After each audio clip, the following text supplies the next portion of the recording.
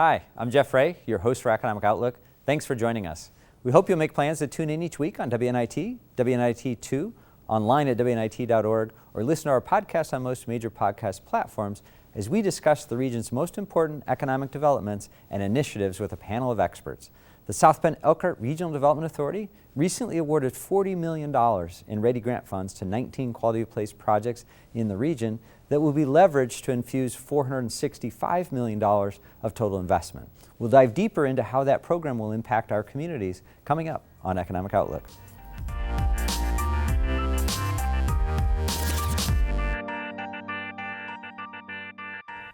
We're back in the studio for a new season here at Economic Outlook, and today we believe we have a great show for you.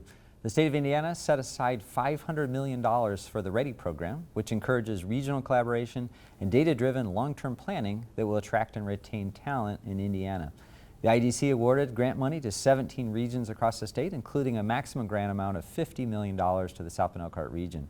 After announcement of the grant awards last month by the RDA, we thought a deeper dive into the program and how those dollars would be invested might be an appropriate conversation. So joining me today for that conversation are John DeSalle, the chair of the South Bend Elkhart Regional Development Authority, and Taryn McFarlane, the vice president of regional initiatives at the South Bend Elkhart Regional Partnership. Guys, thank you for being here today. Appreciate you coming. Thank you for having us, Jeff. So you guys have had a busy month or so we thought we would get you on right away to talk a little bit about the activity. But first, as we get started, we're grateful to have you in the studio. We've been out of the studio for a little while, so you're our first ones back, so thanks for doing that.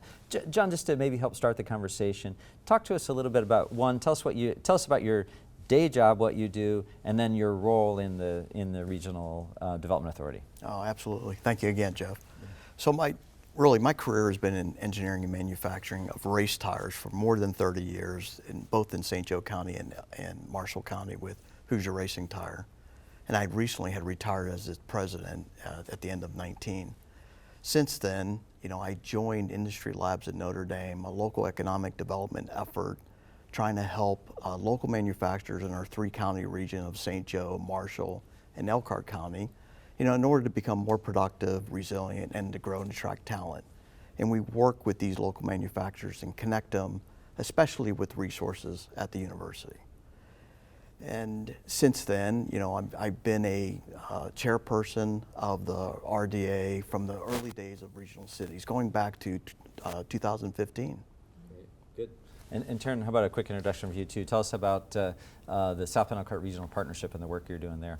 Sure. So the South Bend Elkhart Regional Partnership, long name, I'll just call it the Regional Partnership, has been around for at least 10 years, and the work there is really to catalyze collaboration across 47 smart connected communities.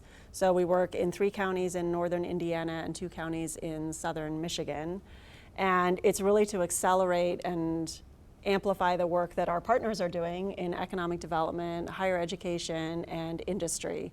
And the broad goal is economic growth and prosperity for folks in the region. Great. John, I'm going to come your way. So you've been at this for a little while. You mentioned being part of the RDA for several years. Give us some historical perspective, a little bit of take us back a few years, talk about maybe the region and where we were at, how regional collaboration was going when you first got involved. Yeah, excellent question. So it's hard to imagine it's already been 7 years.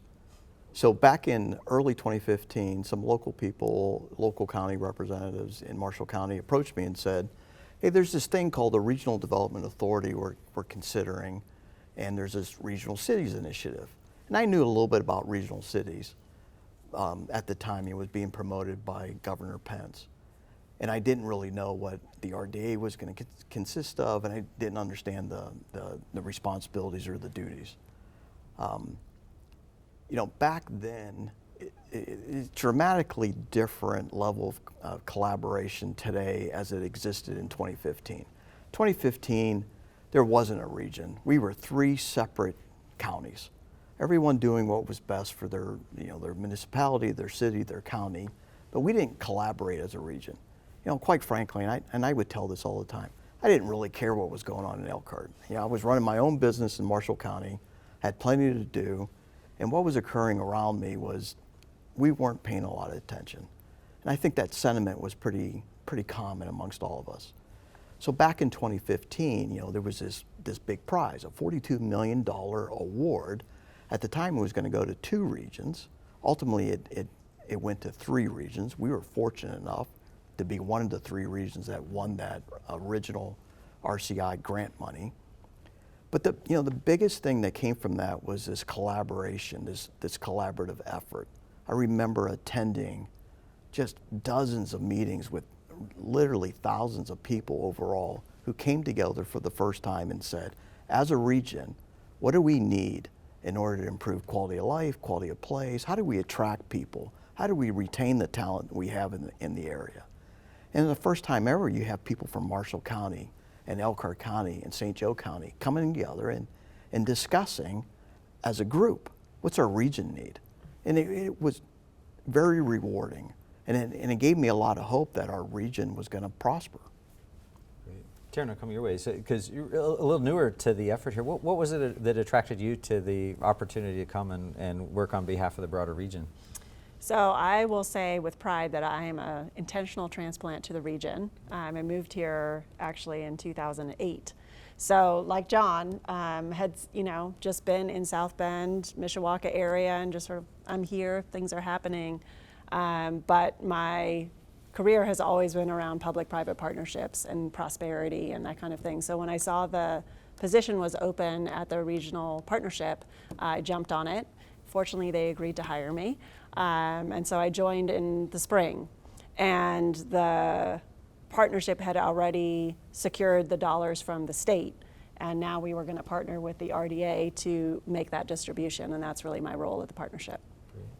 John, let me come back your way. So let's talk state perspective a little bit. State decides to put some seed money, if you will, to seed or to catalyze a regional collaboration a couple years ago with regional cities.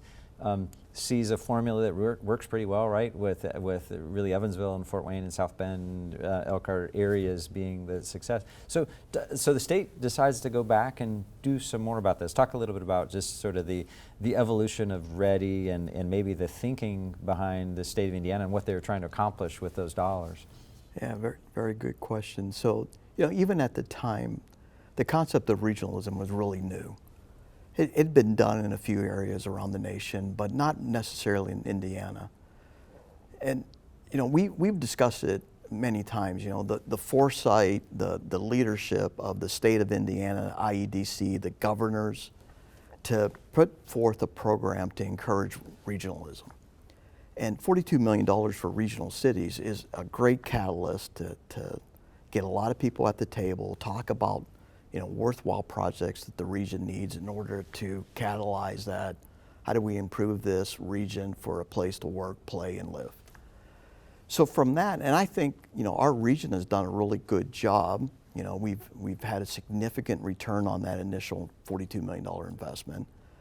And it hopefully gave the state comfort and let's do this again. And to their credit, they did it on a statewide effort and pretty significant. Now we're considering a $500 million grant to be awarded to all areas of the state. And again, we were fortunate enough to be one of the 5 regions that were able to secure the maximum grant amount of $50 million. And I will say, yes, the RDA was certainly involved in that. The regional partnership was involved in putting the proposal together.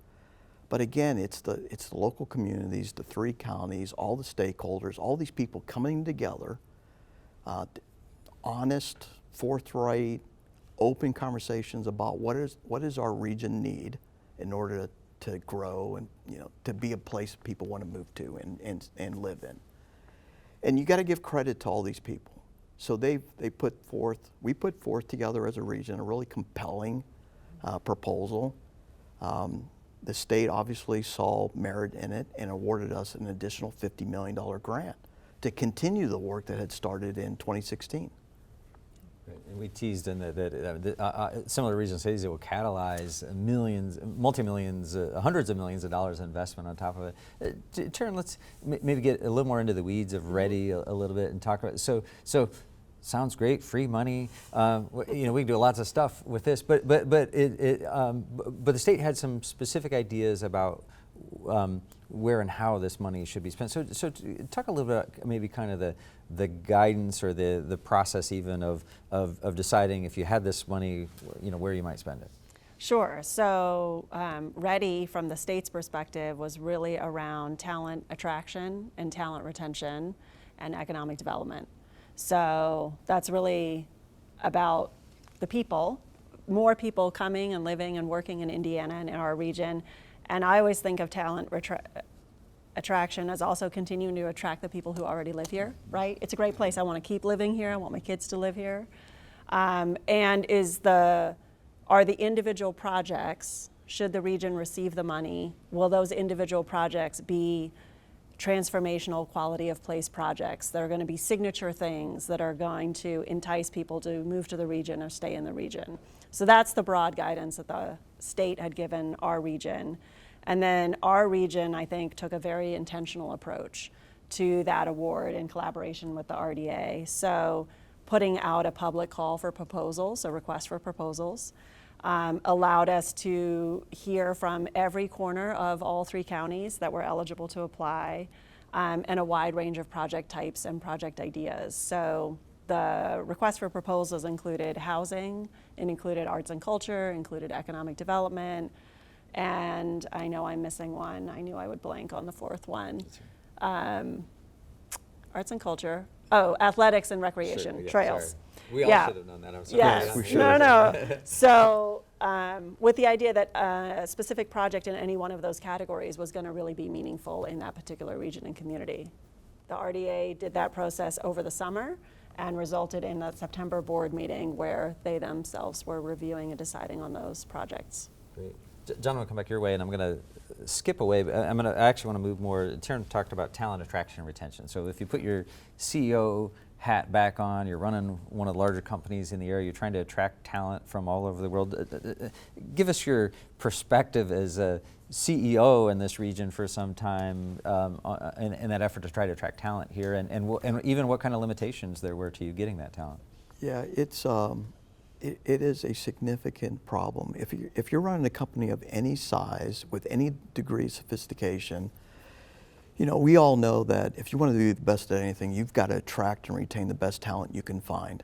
And in some businesses, that means you're really looking not just regionally, but nationally and even internationally. So, I was very fortunate to run a very successful business for a long time. We operated in 80 markets around the world. We had operations overseas. And I was always trying to attract talent. And I knew that, the success of my business really meant, how successful were we on attracting young, bright, motivated people to come and work and support the activities that we were doing at Hoosier Racing Tire. And I've told the story a few times. I lived in my motorsports bubble, and I was really concerned about my business.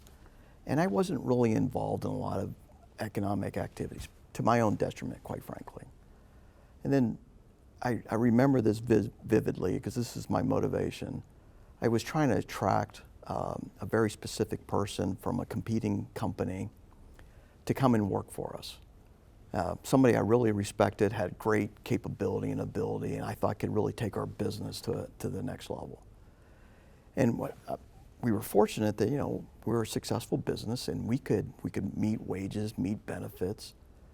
But the whole time that we're having this, the last conversation I had, the individual indicated, I would love to come work for your company. You got a great reputation. I love what you guys do. And the whole time, Jeff, I know there's this big but coming. And eventually he said, but my family doesn't want to move to the area. So I go home, and I was always really good about separating my personal life from my business life. But that evening I go home and I tell my wife that this happened to me. And she said to me for the first time ever, John, and you're in trouble when your wife calls you by your first name. John, either get involved and change it, or I just don't want to hear about it. Don't complain to me about it. And that really was the catalyst for me to say, you're absolutely right. And until we all get involved to try to change the area, that situation is going to reoccur. So it is a very important topic. You cannot do next level technology. You cannot become whatever business you're in, if you want to advance to the next level, it really is a function of the talent you're able to attract and retain. You know, we all have access to capital. We can make those investments, but you have to make investments in people, and those people have to be willing to come and work in this area. Great. And so Taryn, I'll come back your way and we'll get time back in to more talk ready. So before we get into maybe a couple of specific projects, can you just talk about just sort of the nuts and bolts of this? You mentioned sort of the themes, the the quality place, the housing, the arts and culture, the sports and recreation kind of stuff. But so you have this pot of money now potentially to give out to match projects. You go through a process. Talk to us a little bit about the response from the community across the region, just by way of maybe number of applications, the amount of money asked for, some of that kind of stuff. I would say that the people were eager and excited even before we had a process in place to award the money. So as John mentioned, the RDA applied to the state, and then the RDA had to collaborate with us, work with us on that application process. So when we put out the request for proposals, we had over 50 applications come in, very thorough. This is not an insignificant, you're talking about grant money, very specific set of guidelines, a lot of clarity on what's the project, what's going to be the impact, what's the scope, budget, all those things. I'll do a little bit of weeds here, but the READY dollars, the award dollars, for any one project could only be part of the dollars for the overall project. So those projects themselves, they were asking the RDA for allocations or awards. Those requests to the RDA were $143 million, but that's only 20% of what they really needed, right? The overall projects. So these are huge multi-million-dollar projects or small projects, it really ranged. And we had 3 times as much requested as was available to allocate. So it's a 3x demand. And a lot of folks who were eager and excited along the way. So that meant that the RDA had a lot of careful and thoughtful decision making to do to pick, sort of the ones that were going to be the closest alignment to the READY goals, were most coherent and most mature and ready for that investment, should that investment come their way. And we had projects that were across those 4 categories, as I mentioned. And fortunately, we were able to make awards across all 4 categories once the RDA made those decisions. Great. So John, come your way. So you've got this easy task now of taking this list Taryn just mentioned of $150+ million of requests and trying to figure out how to give away $40 million of this and make meaningful impact. So right before we're talking about projects, talk a little bit about the thought process and how you and your colleagues possibly sort through this complicated list of a lot of great projects. There were a lot of great projects. 57 projects in total were submitted. The vast majority of them were really great projects. And we went through pretty thorough analysis. There was literally thousands of pages to be reviewed. Some project proposals were very well thought out, very mature. They had submitted all their financials, painted a real vision of what they were trying to accomplish, very compelling. We said to each other multiple times, I wish we had more money to award, because there were some really good projects that at this time we hadn't funded. There were other projects, quite frankly, that were still early. This went really quick. The READY grants were awarded in December. There's not a lot of time for a program to come together, a project to be submitted, unless you had already were in the process. So some projects weren't mature enough. They hadn't thought through all that. We like those projects. We're trying to encourage those individuals, those groups to continue to work through the program, work through that project. Those are things we want to support. Hopefully there's we hear there's another round of READY type funding that may occur in 2023. We don't know what the parameters are. We don't even know, what the dollar amounts could be. We're hopeful that our region will be successful again in winning that grant money, but we're encouraging those projects to continue. But very impressed by the high quality of projects that were submitted. Great. So Taryn, let's come your way, and actually both of you, to sort of help our viewers we cover a broad viewing area here. Many people are going to see some of these projects happen in their community. Maybe highlight if we're talking housing, for example, because I think that was a big category, maybe one of the largest awards. But again, I think what we hear critical to this talent attraction piece is this housing piece. So can you talk about a couple housing projects that people should pay attention to over the next couple of years as they see starting to move? Yeah, now you're right, housing was over half of the dollars that were awarded. And one that I think sort of exemplifies this mix of transformation and talent attraction is a project. It's called Aerial Cycle Works. It's in Goshen. And essentially the developer is taking a brownfield site that's been abandoned, nothing's been happening on it, and creating a set of sort of studio loft type apartments there, rental facilities, with a little bit of a commercial space and a rooftop bar and, the kind of amenities that developers are very attuned to what folks are looking for. And I will say one of the things we heard, this is just emblematic of what we've heard across the region, is recent graduates want to stay in the region, they've got a great job, but they're priced out of the market, or the commute is going to be too far. Or folks are downsizing and they need that sort of smaller space to live, not the suburban home. And so this project in downtown Goshen is sort of beginning to address that need. And in some ways it's proof of concept because there hasn't been a lot of apartment housing stock built in that region or in that area.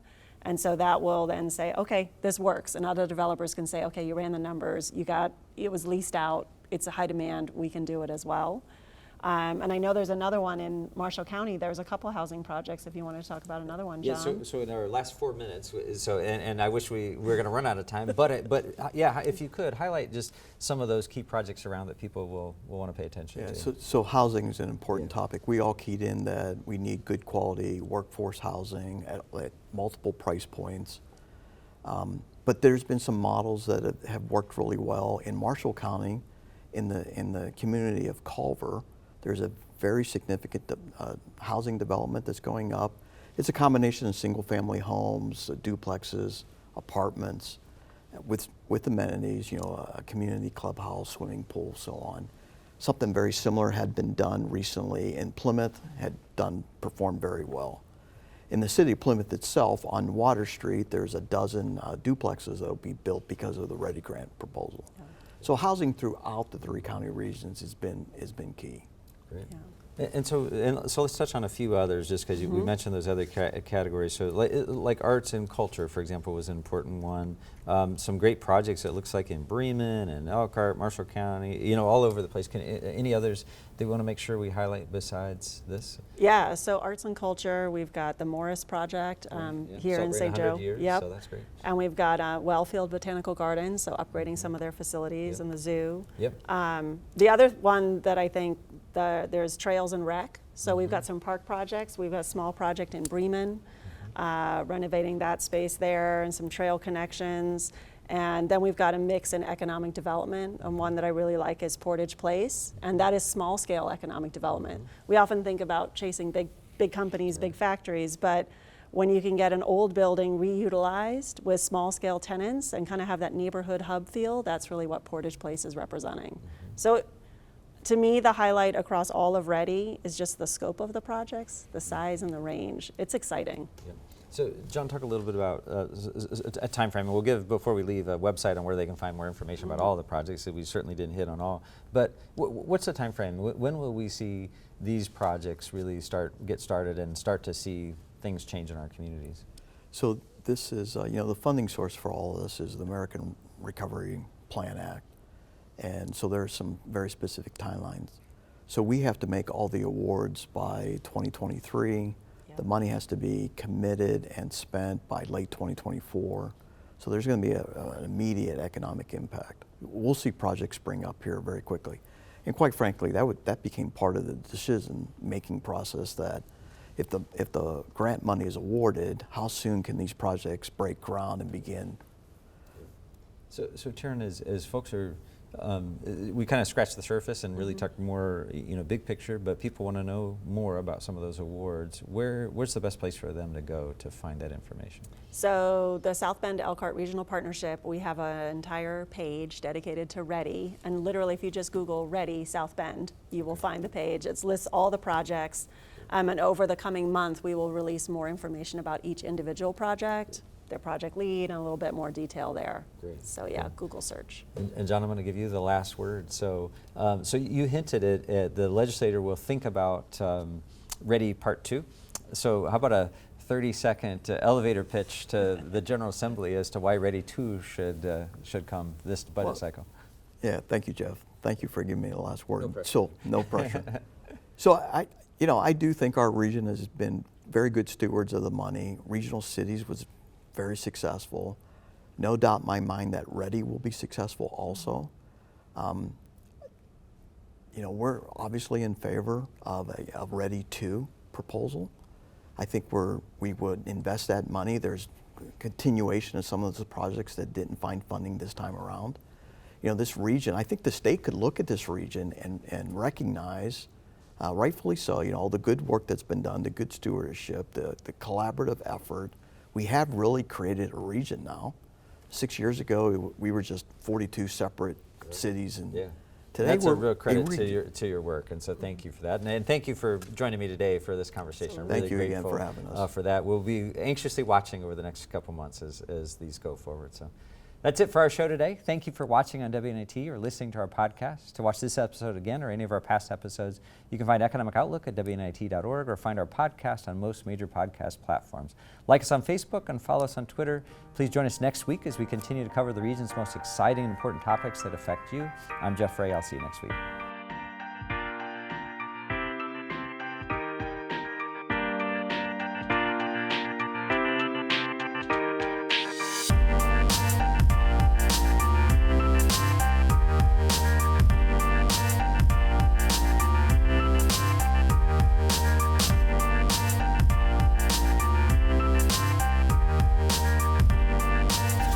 This WNIT local production has been made possible in part by viewers like you. Thank you.